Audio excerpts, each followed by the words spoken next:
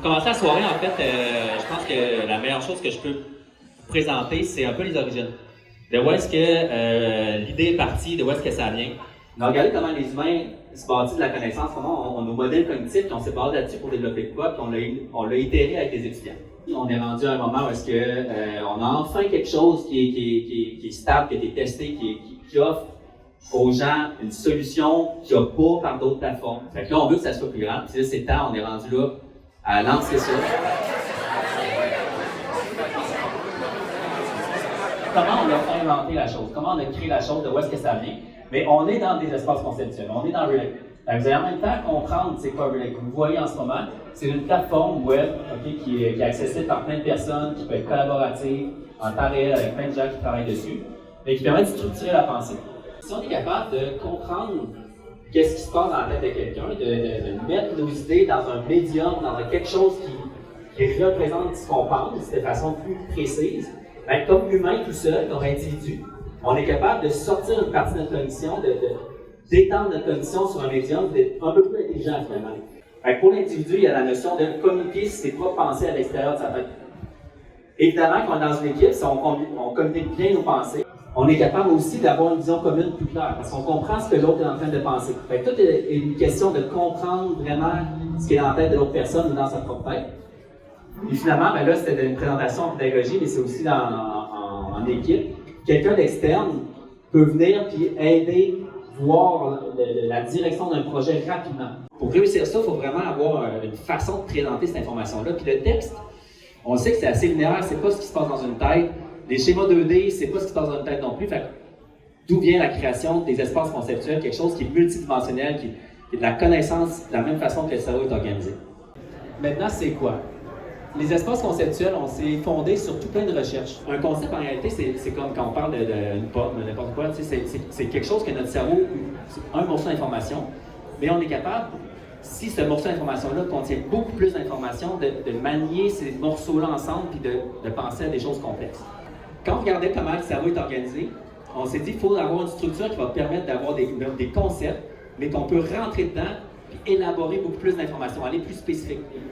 L'autre élément fondamental, c'est que quand on a de la connaissance, en réalité, c'est des liens.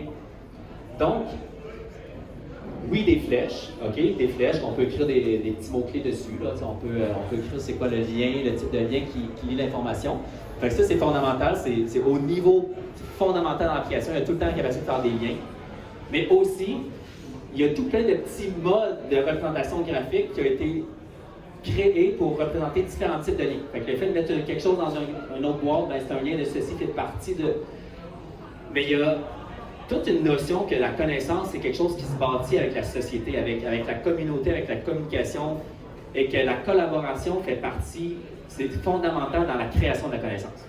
Fait que la plateforme a été désignée dès le début avec la notion que ça va être facile de toujours collaborer ensemble, de toujours créer des concepts, d'être en temps réel capable de collaborer, puis de co-créer, de co-construire. Fait qu'on est beaucoup dans le côté humain, d'organisation de l'information, la liberté des fois on ne comprend pas bien l'information, mais on l'organise au fur et à mesure, on crée des catégories plus tard, on fait des liens. Relate, c'est pas un produit qui a été désigné puis développé en surface. C'est quelque chose qui est fondé sur une grosse étude de l'humain, de la collaboration, de comment les idées se créent. Puis qu'on a vraiment essayé de supporter ça. C'est un travail en continu. On continue de le développer. Quand on découvre qu'il y a des mécanismes meilleurs, on va les mettre en place. Le but, c'est de continuer dans cette direction-là. Je vais vous aller dans Heights of Rate in Motion, qui est un projet, juste un exemple. On créait les vidéos pour le site web, puis il y avait un ensemble de choses qu'on voulait communiquer. Fait que ça, c'est un peu un board où est-ce qu'on avait les différents types de vidéos. On gérait un peu l'administratif, des tâches, des différents aspects des vidéos, mais on avait aussi 4 genres de vidéos qu'on voulait produire. Puis, exemple, on avait des testimonials, des gens qui donnaient leur avis, fait qu'on avait bâti des trucs par rapport à ça. La vidéo de fondation qui est sur le site web, là, la création de cette vidéo-là était dans cette phase-là. Là, on avait différents types de mood board avec des exemples qu'on voulait peut-être s'inspirer pour créer des choses. Ça avait quoi la séquence des informations, quelques documents qu'on utilisait. Fait qu'on voit un petit peu là, le mode d'organisation de on a un projet, puis on rentre dans certains sous-systèmes, un peu des dossiers, ok, ça ressemble un peu à des dossiers, puis on regarde d'être de plus en plus précis, puis de garder la connexion avec la donnée brute. Ça, c'est Relate depuis 7 ans. Okay? Il y a 7 ans d'informations qui s'est accumulée. C'est l'entreprise au complet. Là-dedans, il y a tout ce qui est passé du côté financement, du côté marketing. Par exemple, on a fait des exercices sur le user experience. À un certain moment, on essaie de voir c'était quoi tous les cas où est-ce que les gens allaient naviguer dans l'interface. L'expérience du premier login, ça ressemble à quoi? Fait que là, c'est tout plein d'informations qu'on a créées. Fait qu'on creuse dans un espace assez profond, mais ça reste connecté dans un projet qui, selon l'expérience, en fait, là c'est un projet immense. Mais quand j'ai eu des gens qui embarquaient dans l'entreprise, de naviguer pour comprendre l'ensemble de l'entreprise, finalement, ça se fait assez bien. Ça, c'est l'objectif. Je ramène un petit peu à l'idée initiale qui était de est-ce qu'on est capable de réutiliser la connaissance plus efficacement, de rapidement s'assurer que les gens n'ont pas perdu ce qu'ils ont travaillé. Mais quand on arrive dans Relate, qu'on a ces espaces-là, de naviguer dedans, c'est assez rapide de retrouver de l'information et d'avoir de l'intérêt sur qu'est-ce qui s'est passé dans tel secteur, puis on peut retrouver de l'information. Il y a beaucoup de gens qui m'ont supporté. Puis, un énorme merci à ces personnes-là qui ont cru en moi, mais aussi à mon équipe, en tout ce qu'on a réussi à faire. Puis là-dedans, il y a des merci spéciales à faire, là, des employés qui ont été extraordinaires, des personnes qui ont vraiment avancé les choses, des personnes qui m'ont coaché, des mentors qui m'ont aidé. Merci spécial à mes parents qui ont fait confiance. Puis, je veux aussi remercier tous ceux qui m'ont un peu découragé aussi, parce que je pense qu'ils le faisaient pour me protéger.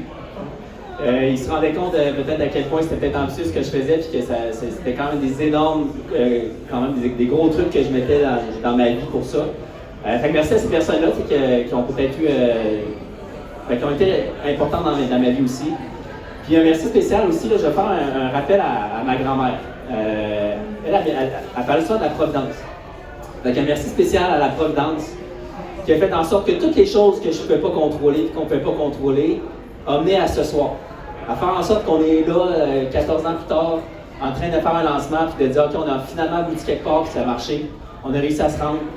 Fait que là, merci à tout ça parce que ça prend quand même un peu de chance. Là. Il y aurait pu avoir plein de malchance qui fait qu'on ne se rend pas. Fait que merci à ça.